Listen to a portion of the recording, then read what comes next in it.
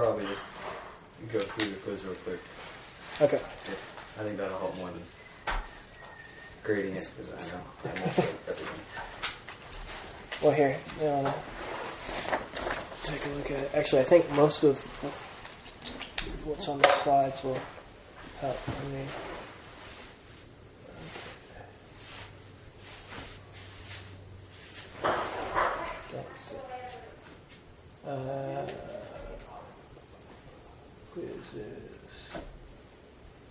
Quiz 10. All right.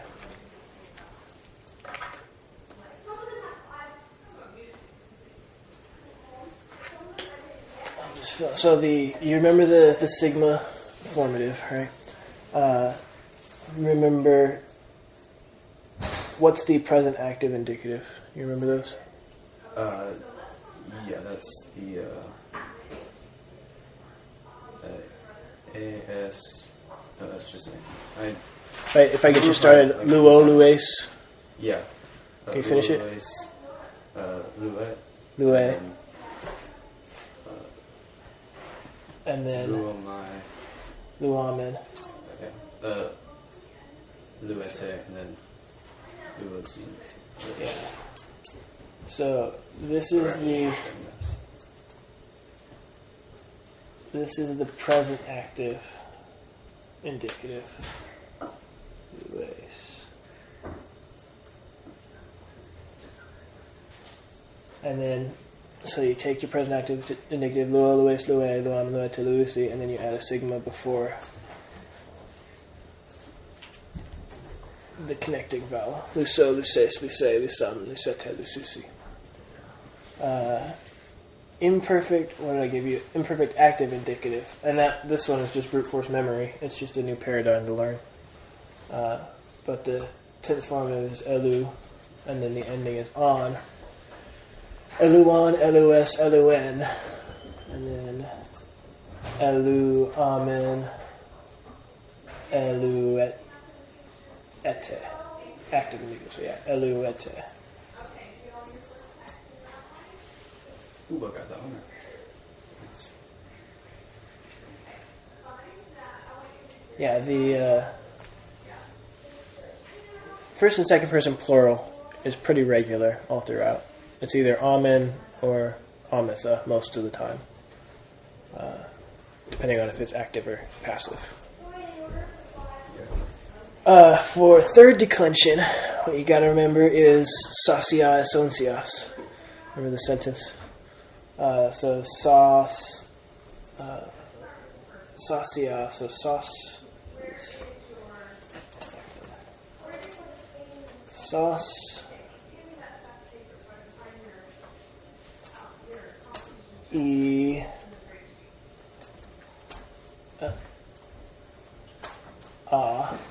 sasia, s, own. How would you guess own is spelled?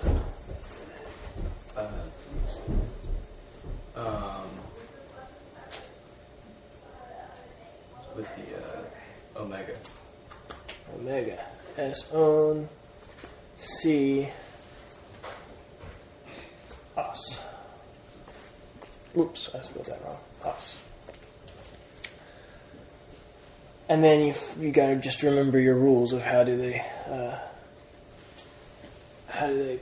form, how do they interact with the endings, right? So the stem for this is sark. Nominative singular, when the sigma hits that K, they combine. Think like wax or life, right? When we pluralize life, it would make sense for it to be Lifes, but instead we do Lives because of some reason. So that happens, and whatever happens in the nominative singular happens in the dative plural. So the sigma hits that K, and it combines to make a C. The rest, you just take the stem and then put the ending on it. Sarki, sarka, sarkes, sarkon, and sarkas.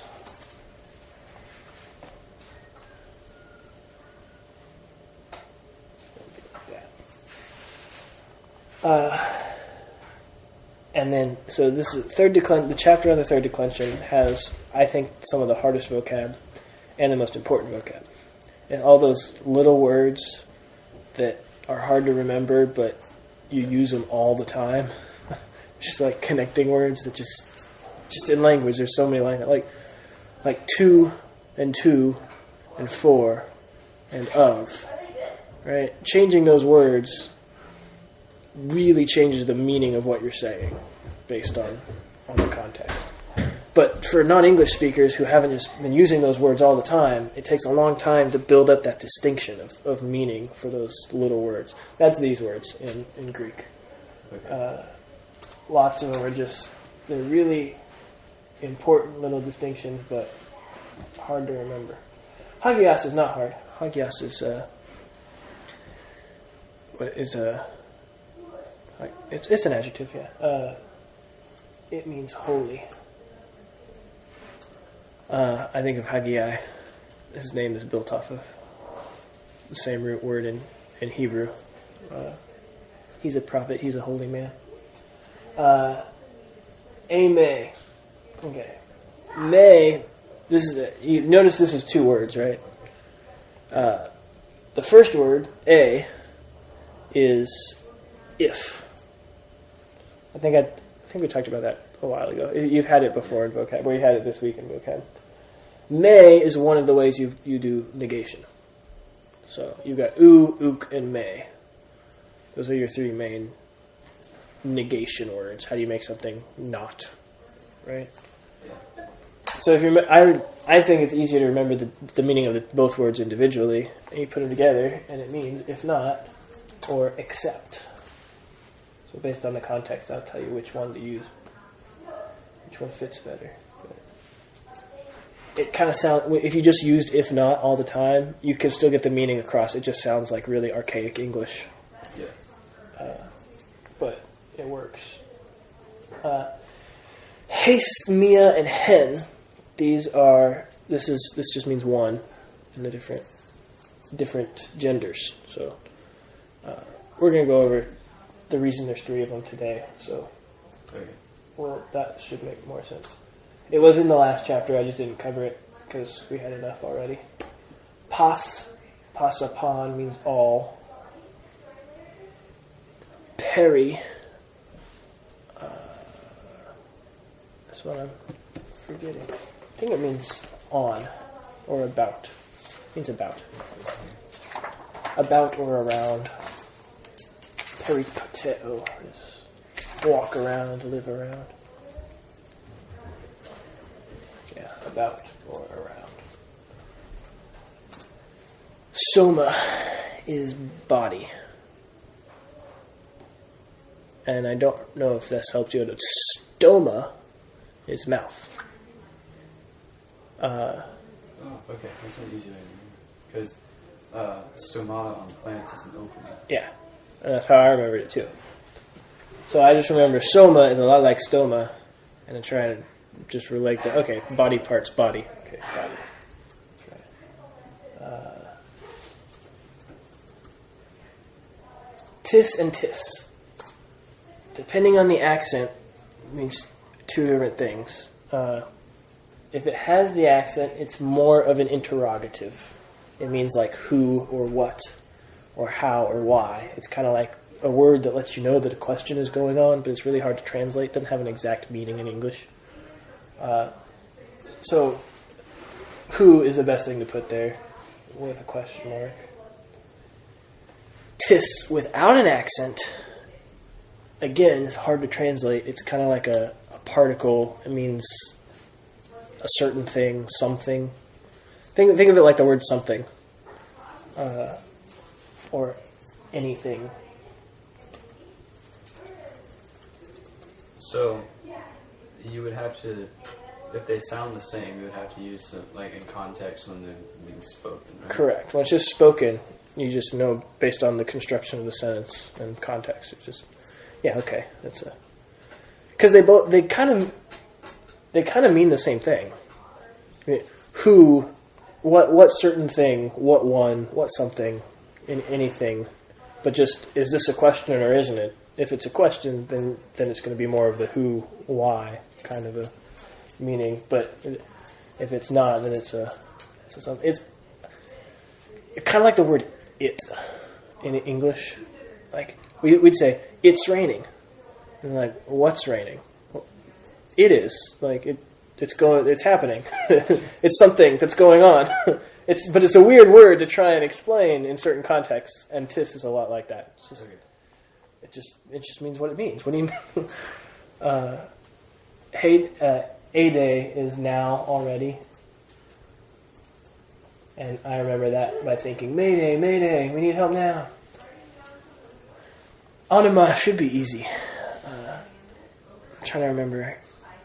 You know onomatopoeia, right? You know that word? Like a sound.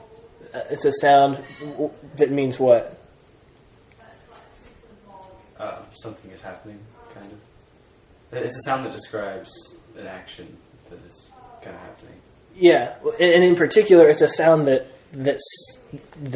sounds like its sound. Okay. Like bang is an onomatopoeia because it reflects the sound that it's describing. Onoma means name. So onomatopoeia is the name of a sound, right? That's. I'm trying to remember exactly what the ending, what the rest of the roots are for onomatopoeia that give it its meaning.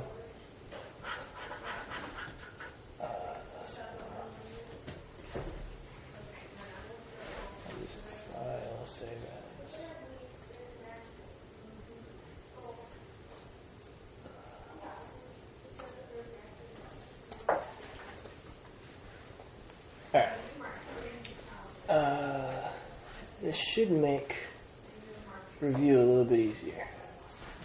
Quicker. Done. Screen record. Record. Full screen. Cool. Alright. That's the quiz. Third declension nouns. Like I said, they're the tough ones to remember. Saucias, soncias. That's your key, really. That's the thing you really got to remember. Whichever one helps more, the phrase or remembering every single individual ending. Yeah. But saucias, soncias. Saucias, soncias. Just keep repeating it until it has no meaning, and then you'll remember. The 4 rules, because you think more better if you know what's going on. That helps you, right? Yeah. So the tau drops out when it's followed by sigma or ends a word. Letters will contract with the square stops rule, right? Labials, dentals. So labials, velars, and dentals, when they come up with a sigma, they contract into different letters. So labials always end up with a psi. Velars always end up with a xi. And dentals always drop out and leave just a sigma. So, example would be, animat is the stem. In the dative plural, you put the C on there for the dative plural. The tau is going to drop out, and it's just going to be animasi. Sarxi, same thing. The kappa is going to mesh with that sigma and turn into a xi. They're just the third declension nouns are the ones that you have to stop and think, is that a noun or is that something else? And once you remember, yeah, that's a third declension noun, then it clicks in pretty quick. They'll just kind of trip you up while you're reading. In one of these. Yeah. We'll, yeah, there's one in the summer. Yeah, we'll go through the parsing and some of the parsing and the translation. Yeah, they're a little bit tougher to parse. Saucias, soncias, and then in the neuter, when a third declension noun is neuter, it ends up being nothing. Aussie, nothing. Aoncia instead of esoncias. So that's your just like most neuters, the nominative and the accusative match in form, but they're different than the masculine. So they look a little bit different. Sacias, yes. And that's all just dependent on what gender is the word. So if the word is a neuter third declension noun, it's going to follow this pattern. If it's a masculine third declension noun, it's going to follow sacias, sacias. If it's a feminine third declension noun, it'll follow sacias, sacias. We're going to look at third declension adjectives here in just a second. So that's what the ones with 3 are. We'll get to that after homework.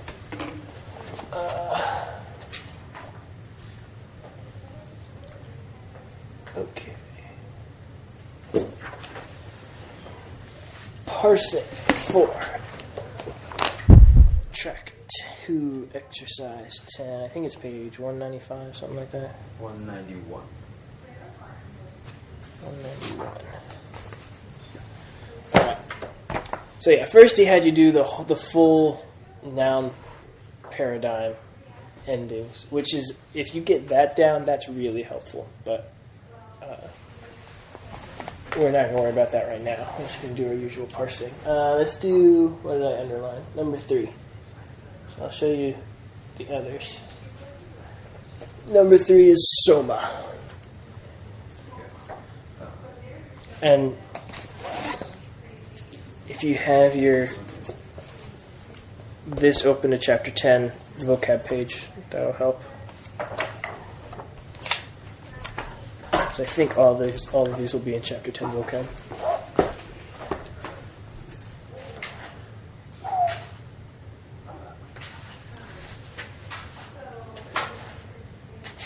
So, soma, parse it for me. Is that accusative singular? Or let's see. Yeah, accusative singular. First, tell me what the gender is. That's going to be when you're looking at third declensions, your gender is gonna matter more. So, look at soma. Tell me what gender it is.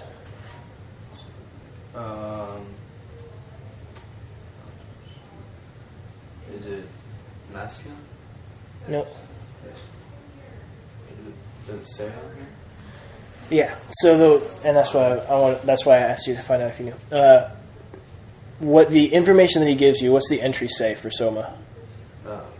This is soma dash atos comma Ta. Yeah. So the third thing he gives you is the article that's associated with it, right? Remember ha, he, ta? Yeah. So if it's ha, it's masculine. If it's he, it's feminine. If it's ta, it's neuter. Okay.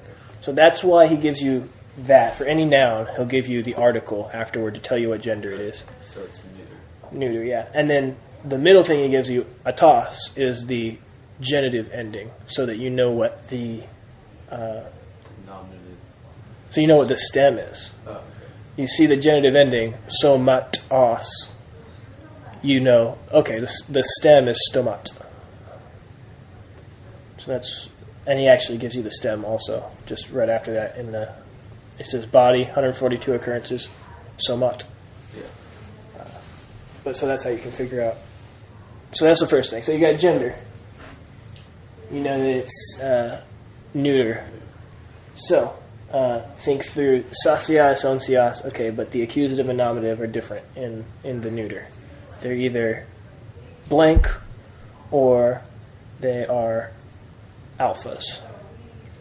Blank in the singular, alphas in the plural. If you have your charts there. No. Yeah. So which one? What case is soma? Blank. Yes, blank. So it's either. Which two cases could it be? Nominative or accusative? Nominative, accusative, and since they're blank, it's singular or plural? Singular. Singular. There you go. Either nominative or accusative. We don't know. You have to determine it by context. Singular, neuter, from soma, which means body. Okay, sarxi. That one's more definite, and this is a pattern word, so Yeah. I'll let you go. So you get is that one dative? Dative, singular or plural? Singular? No. Plural, because it matches nominative singular. There you go. Yeah, how did you know that? Because sarx is nominative. Yeah. The xi, length, contraction, whatever you want to call it. Yeah. It only happens in the nominative singular and dative plural. Good. And gender? Masculine. It's an 8, so it's feminine. Feminine, yeah. From lexical form? Like sark. That's the stem, but the lexical form will be Sarx. sarx, yeah. Nominative singular will always be your lexical form. From sarx, which means? Let's see, what are they? Think Egypt. Let's see, I put flesh in one of those, but I didn't Correct. write it because is that right? It's flesh, yeah. Okay. Think of sarcophagus or scarab, flesh-eating bugs. Right? It sounds like a shark, so sharks eat flesh. Flesh, eat flesh, there you go, that works. Okay, and then the rest you can work out later. Let's do numbers 6 and 7. 6, so... Actually, let's not do these yet because we haven't talked about the different kinds of adjectives that there are. So I'll just show them to you. We can talk through them in a second. I was definitely on the wrong path for number 6, but... Yeah. When you get into adjectives, they get a little bit tricky in the third declension. Let's just go on. I downloaded a whole bunch of new Greek fonts so you can see it in different. But we're doing number 2, I said? I think it was 2, 3, and 8. Yeah, 2, 3, and 8. Alright. Number 2. Elegin peri tu nau tu somatas autu. So, the first word, I couldn't find the exact word in the dictionary. Right. But is it like I convict or I'm convicted? Okay. No, I see where you're... So, first thing that when you see that word should send off a bell for you is it starts with an epsilon, which should make you think, okay, is that an augment, like in the imperfect tense, or is that part of the word? And so... It's an augment. It's an augment. So, go to the next letter over. What do you think the word is? If you're starting with the second letter, leg is the stem. So it's like I'm speaking. Speak, right? It's from Lego. I speak, right? So this is where, I gave you your full paradigm chart there. Literally 170 different ways to make every single verb. But it's from Lego. But okay, so parse it for me. So now you know it's from Lego. And you remember it's the... And you can use your full paradigm chart there. Wow, some of the words were pretty cookies. I think I started. Yeah, actually, I should show you how to use it. No, it's not a noun, it's a verb. It's not. So yeah, this is verbs. So present active, present middle passive, imperfect active, imperfect middle passive, right? Okay. Tense voice is how it goes. So. Okay. So what's the only tense you know right now that has an augment on it? Or That's a voice. present.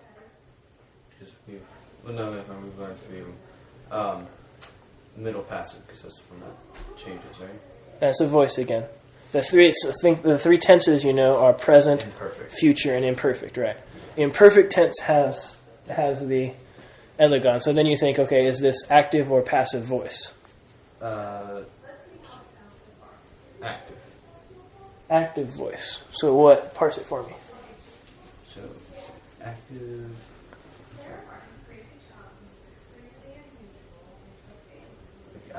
Start with imperfect. So find your imperfects. They should be right next to each other. Yeah. Imperfect active and then imperfect no passive.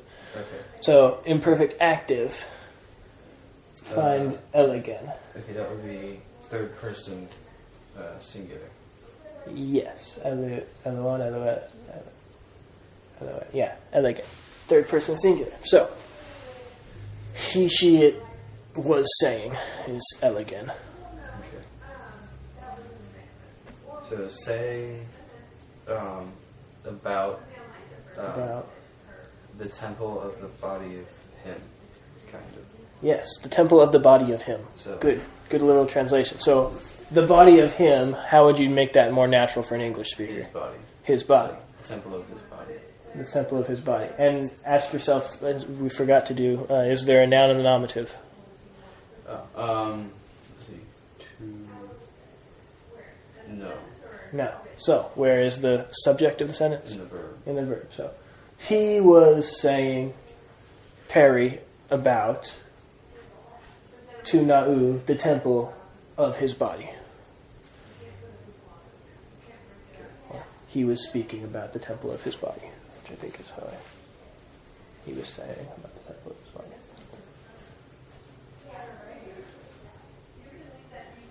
Yeah, nicely done. All right, number 3. This one is fun. This is one that'll trip you up. So, you've got 3 nouns there. Are any of them in the nominative? No. Are you sure? So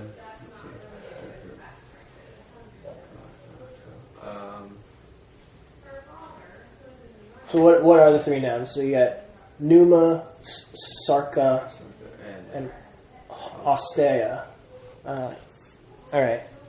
Sark, what would be the nominative plural and the nominative singular form of that verb or that noun? So yeah, what's the nominative singular of Sarka? like flesh is the first word that comes to mind, but it's like our flesh, maybe, or the flesh. No. I mean, what's the Greek word? The The paradigm, your vocab word would be.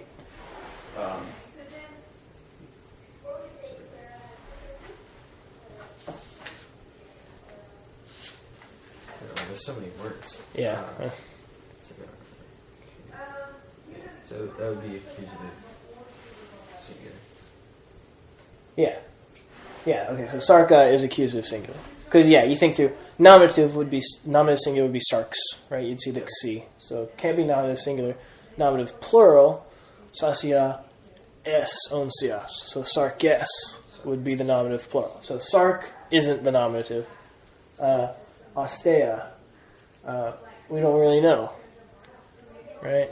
Here's how you can use context, though, to clue you in, right? Sarka kai ostea. Since they're connected by chi, they're probably going to be in the same case. Okay. They're going to be functioning as a unit. The same way you say body and soul. Whether they're functioning as the subject of a sentence or the object of a sentence, they're probably not going to be functioning as different because they're connected by and, right? So we'll go ahead and guess that ostea is in the accusative also, right? What about Numa? What's the stem of Numa? Nue. Is it in this?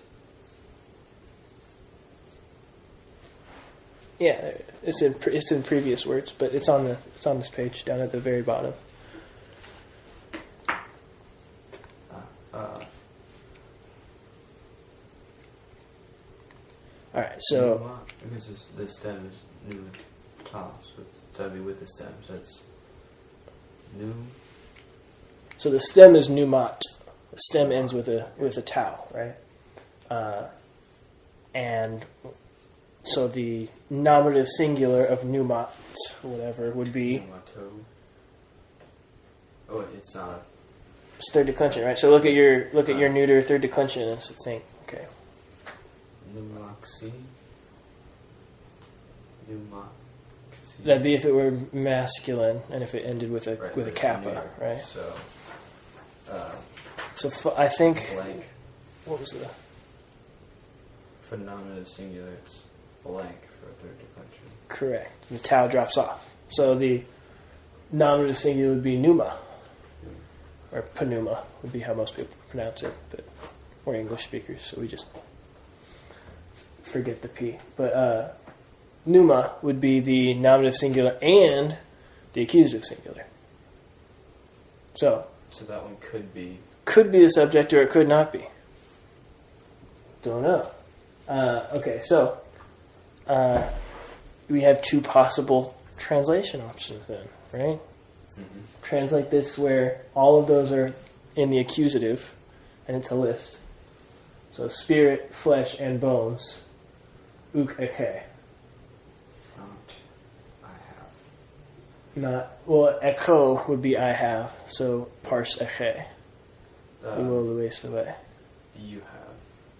Right. No. Uo luwe suwe. We, or no, he. He. Yeah, so. No, he, yeah. So he does not have? He does not have spirit, flesh, and bones. Would be one legitimate translation of that if Numa is in the accusative case. What if it's in the nominative? The spirit, he does not have flesh and bones. Yeah. It's like the spirit has no flesh and bones. A spirit does not have flesh and bones.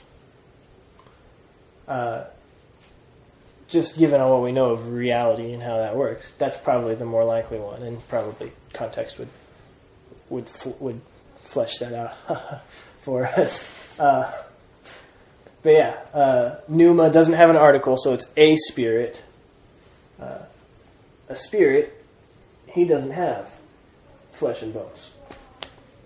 But a legitimate translation of that would be to use them all in the accusative and say, he does not have spirit, flesh, and bones. It'd be weird. Like, what on earth are you talking about? In what sense does he exist if he doesn't have any of these three things that seem to make up a he? That would be why context would lead us to say Numa's in the nominative. Because that sentence makes sense, right? Yeah. It's making a point. What's the last one I pulled out? Okay. 8. So, I guess that is not I convict. That is a different word for saying. Correct.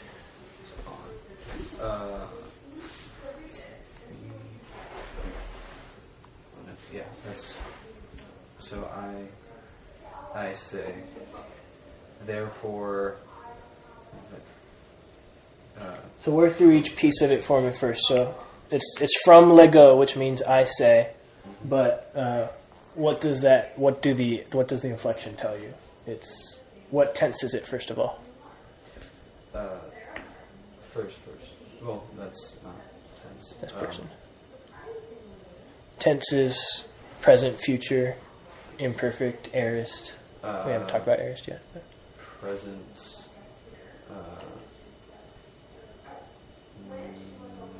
Middle passive. Just start with the tense for me. So you're saying present? Yeah. How do you know it's present?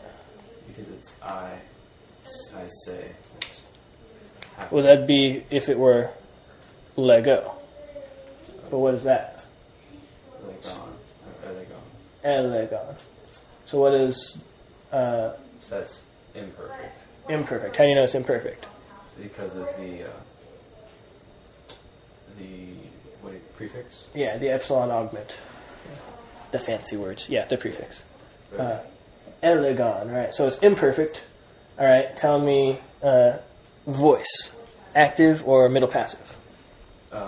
Active. Active, yes. All right, now tell me person and number. First person singular. First person singular, right? Eluon is your formation word on there. Elegon, first person singular. So right, so put all that together. Imperfect means past time continuous action. Mm-hmm. Was saying. So I was saying, therefore. Yeah, therefore. And that's one of those words that you just kind of learn. Un is one of those that gets... And I need to look up the term for that. I always forget. You put that first. So, therefore, I was saying... And I might be backtracking here. Are we sure that that's first person? Um, What else could it be? Oh yeah, that's why I picked this one, because it's tricky. Oh, it could be third person plural. Could be third person plural. So you gotta watch out for both of those. Either it's first person singular or it's third person plural. Either I was saying or they were saying. Okay, so keep that in mind and move on. I was saying or they were saying, therefore, ekton phariseon tines. Tines is one of those hard to remember words that's just gotta brute force memorize because you see it a lot. Were you able to find it in the dictionary or not? No, I think that's one of the ones that I wasn't able to find. Yeah, that's which one not. So yeah. So yeah, I'll tell you what tines means some. Okay. It's from the same tis, right? A certain one, some, any, some of them. So some. Other one, ekton phariseon. What does that phrase mean?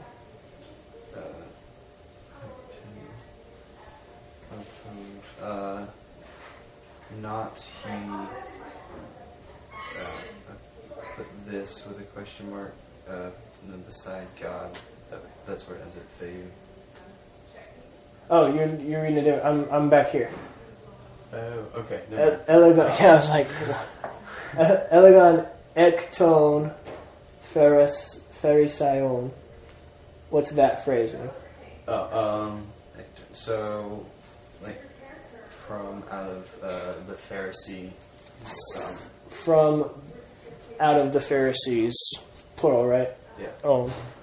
Some. So, some from the Pharisees, elegon, third person plural, So right? it's probably they were saying. Right. Some of the Pharisees, some from the Pharisees were saying. Therefore, some from the Pharisees were saying. All right.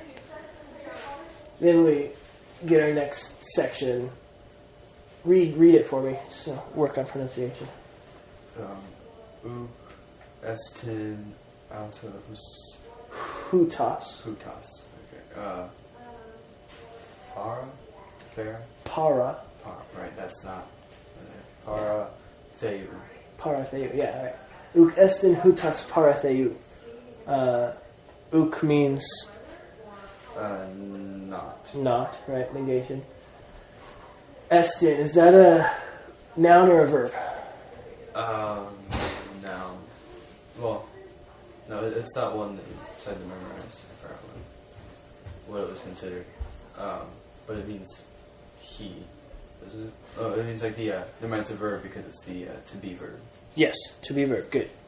Yeah, so that's a to be verb. So that's your verb. Do you have a noun and the accusative? I said accusative and nominative. I mean, do you have a subject? Is what I'm saying for this phrase. Not directly, but God isn't the subject. So. Right, God's not the subject because it's in the genitive. What about hutas? What's that mean? Is it this? This. Parse it. It's a toss.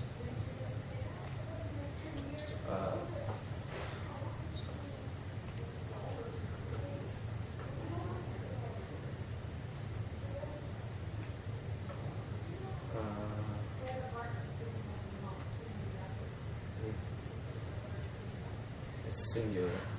Singular. Exactly what it was. Think back on your article. Ha heta, ha lagos.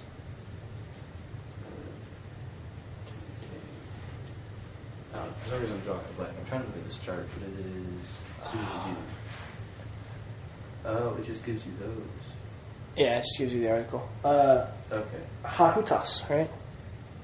That's one. It's so easy because it's masculine nominative singular. Like, wait a second, it shouldn't be that easy, but it is. Yeah, this man you might say, Okay. because it's masculine, right? We're going to learn more about hutas, or we would learn more about hutas in 2 weeks. But, so this, we'll just say this right now, maybe this man, depending on the context, because it's masculine. This man, Ukestin, is not paratheu. What's paratheu? Beside God. Beside God, or what's another meaning for the word para? Like around. From would be another one. Yeah. So, para plus the genitive is usually from. Para plus the accusative is around, usually, or alongside of. Okay, and then your last phrase. Hati tasabatan u tere. That / sense the or that's it's the Sabbath where I keep. Is that I keep? Okay, good. Parse it for me. Yeah, that's third person singular. Right. So third person would be So we or he. he. He keeps. U. What's u? Let's see. Spot like that. Okay, so it's not. There you go. So he doesn't keep. Hati tasabatan. Tasabatan. What's parse that for me? So tone. That is the accusative singular, masculine, or Look at the article to clue you.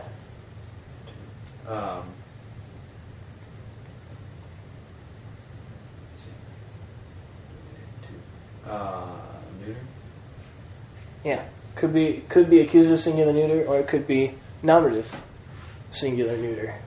You gotta determine from context. So based on this context, since he does not keep tasabatan, the Sabbath, is it accusative or nominative? Accusative. Accusative, yeah.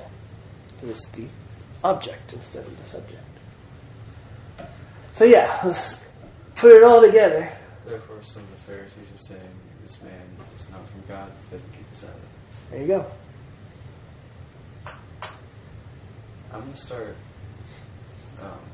studying my Bible in Greek. Just Greek. That's why I learned Greek, because that's what I wanted to do. Still not there yet. Okay. Takes a few decades. We'll get there eventually. Yeah. Elegan un ektons phariseon tines. Therefore, some of the Pharisees were saying, this guy doesn't keep the Sabbath, so he can't be from God. That's what they were saying. Paraphrased.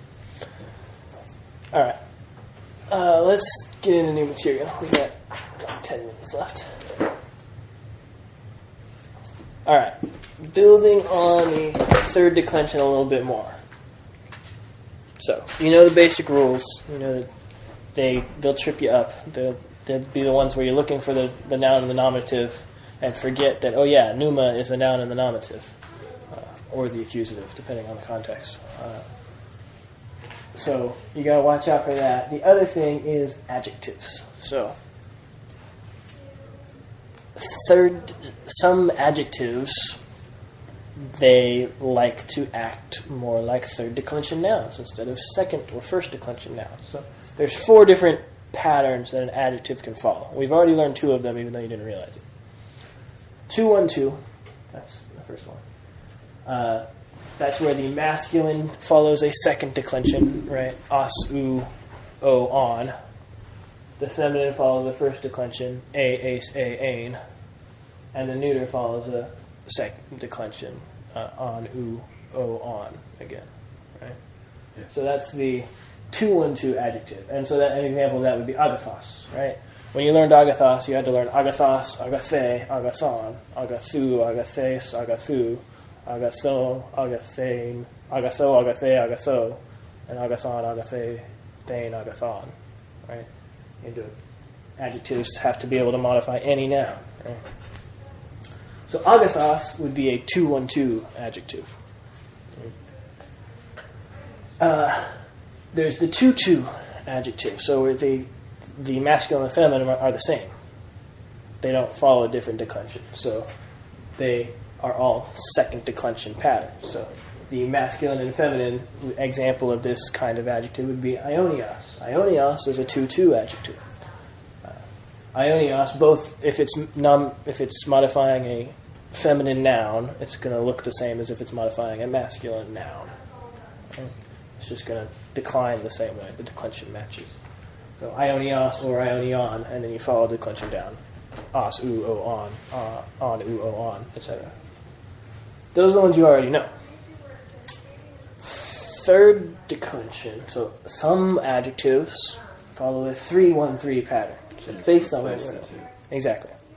The masculine and neuter follow the third declension. So an example of this would be pont. The actual stem of this adjective is pont.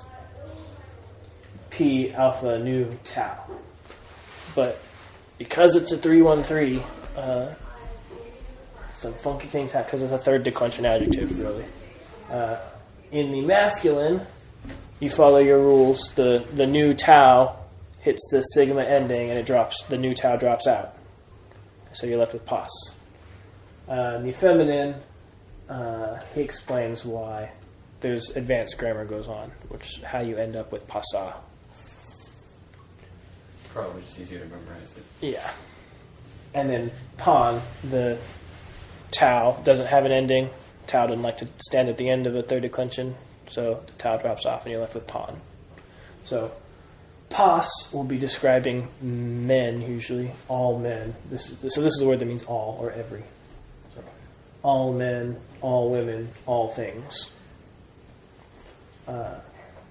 Depending on the noun that it's modifying, it'll either be masculine, feminine, or neuter, and it'll act funky. So that's back in chapter 10 from last week. And same with, just like there can be a 2-2 adjective, there can be a 3-3 adjective, where masculine and feminine match, and then neuter is its own thing, and then they follow the third declension pattern instead of the second or first declension pattern. So as you learn more adjectives, you'll just kind of be reminded, oh yeah, that's a 3-1-3 adjective. Like pos, pos, upon. Or another one would be the number 1. Ace, mia, hen. Hace, mia, hen would be. Okay. Hace would be 1 for the masculine. Mia would be 1 for the feminine. And hen would be 1 for the neuter. Okay, so there's the pos and 1. Yeah. So that's why when you're looking at your vocab list, sometimes if he gives you all 3, that lets you know, okay, this is a 3-1-3. If he doesn't give you all 3, he just gives you endings. Agathos, agathe, agathon. You know it's a 2-1-2. If he just gives you 2 endings, you know it's a 2-2. Then he gives you 2 words, then it's a 3-3. Yeah. Those are third declension adjectives. The rest of the third declension, if you know those 4 rules, everything ends up making sense. It's just when you first see it, you're struck and you go, wait a second, what is this? And you got to know your vocab and you got to know your rules, and then you can work out how it got to the form that you're seeing. But third declension is really, you got to know your vocab to be able to diagnose, because the stem is changing. So some of the things that you rely on to tell you about the noun, you don't have the third declension. It's just the reality of it. Then we get into pronouns today.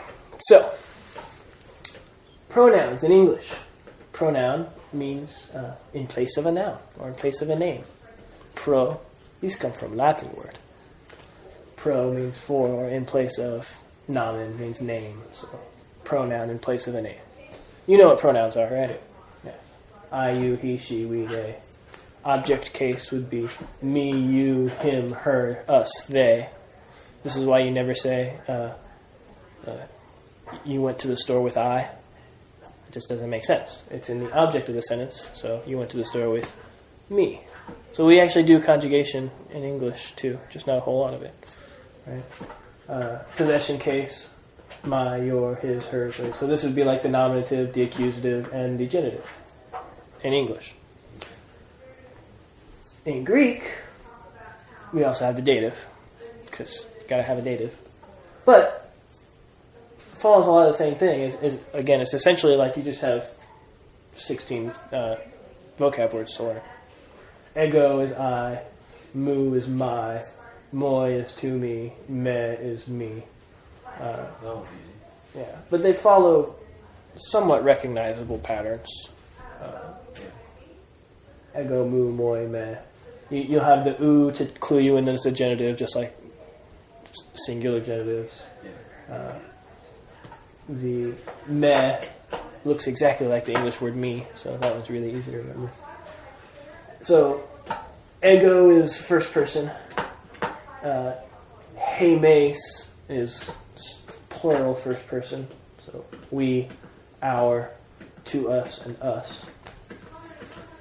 And then su, soy, se, you, or you, your, to you, you. And then plural. I gave you the Texan plurals instead of... Yeah, Mouse just put up you and yours and to you and you. And I'm like, you have a perfectly good English word that you can use there to clarify that it's plural. Yeah, humes, humon, humin, humas. Oh, yeah. Michaela's asking me to take her off the group text. She's in Hawaii now. So, pronouns are pretty straightforward in Greek. They work almost exactly like English pronouns do. That's the next point. Look at that.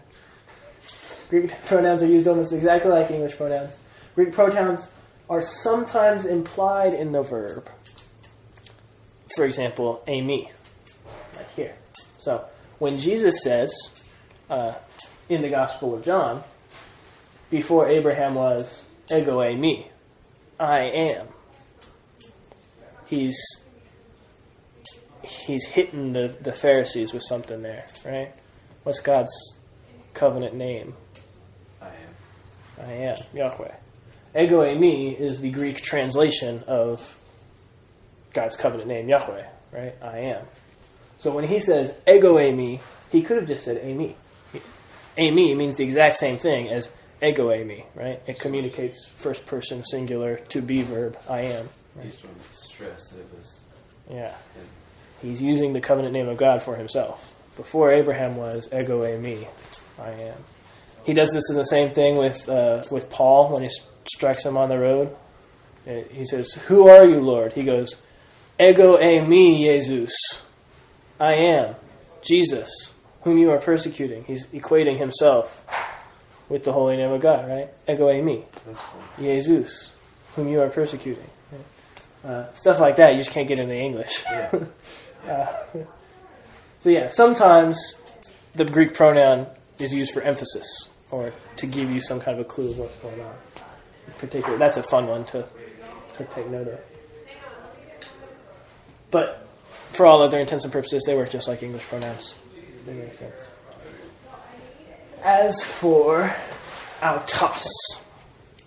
Autos we've already learned a little bit. We've been seeing it all over the place, right? Autou means his, right? It's the genitive.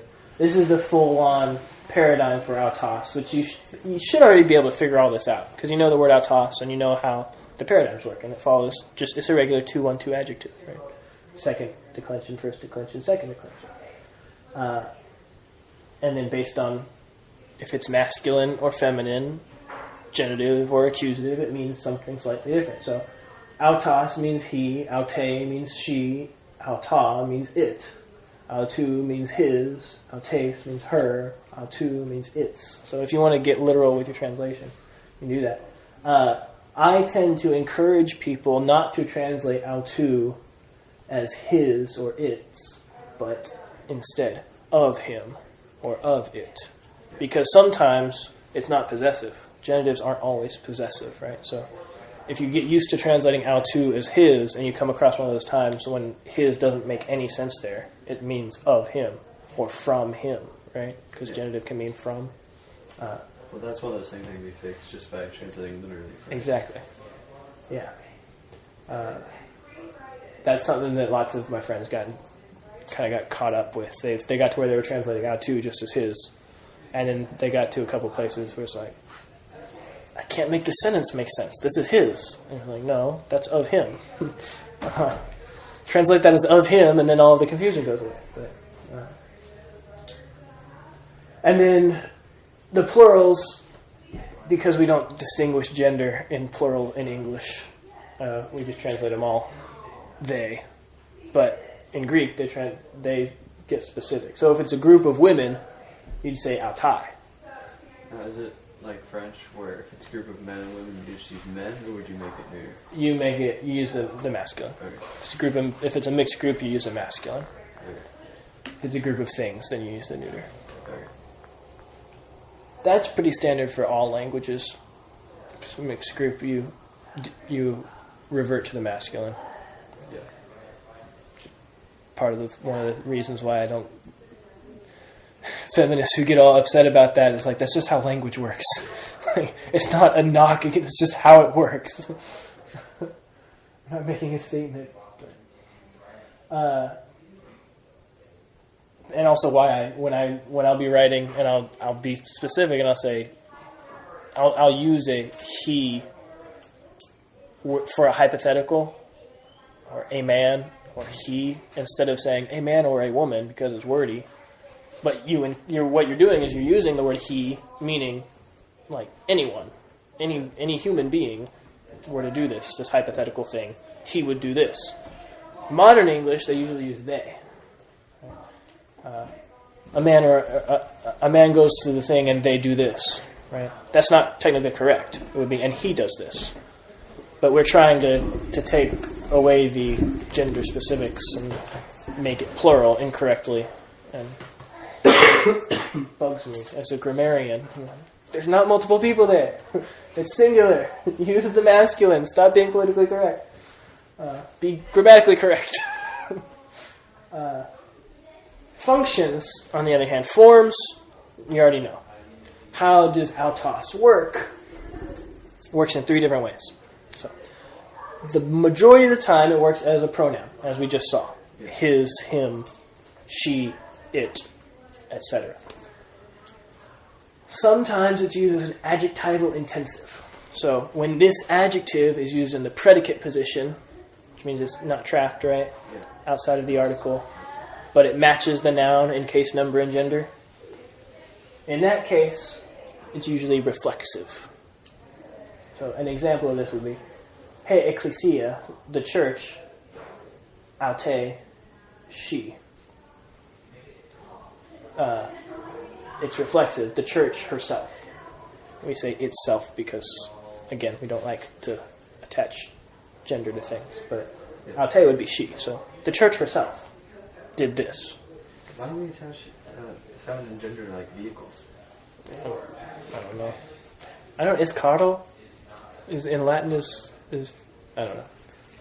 What's talking about? Asking the wrong people. Church is a feminine noun. Hey, ecclesia, aute. Okay. So that's why we talk about her all the time. Usually this will happen in the nominative and it's modifying the subject to the sentence. So when this construction comes up, when this function happens, you see autos in the predicate. It's usually happening in the nominative. So just look for the... Yeah. The subject itself is doing something. It's trying to intensify the subject, him alone or they alone. Just more clarification. Yeah. An identical adjective. Sometimes autos means the same, which is translated as the same. Usually occurs in the attributive position. So usually when you see autos in the attributive position, it's not functioning as a pronoun or intensively, it's functioning like this to mean the same. So, for example, kai palin apelthon, and again, after going, prase sata. I have the English translation right underneath it, so I can just read that. Away, he prayed. After going, he prayed. Ton, auton, logon.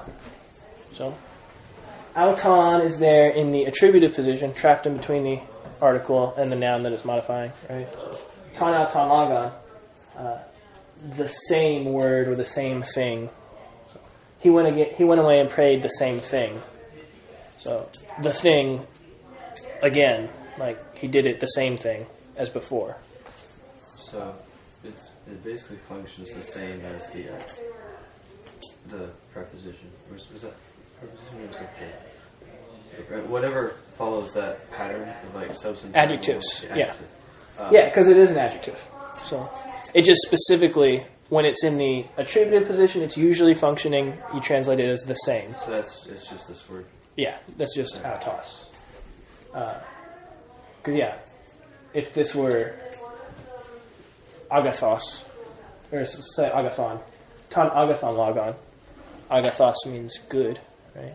So it would be, he went away and prayed the good word. But autos, we generally think that means he, right? So if we tried to translate that literally, he went in and prayed the he word. It makes no sense. Yeah. The it word. The same word. Okay, so that's how we kind of come across. But the word, the it one, the same one from before, referencing what happened.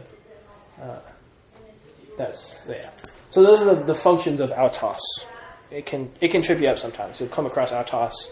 You'll try to translate it like a pronoun, and then it doesn't make sense. So check and see what position it's in. Work some of these.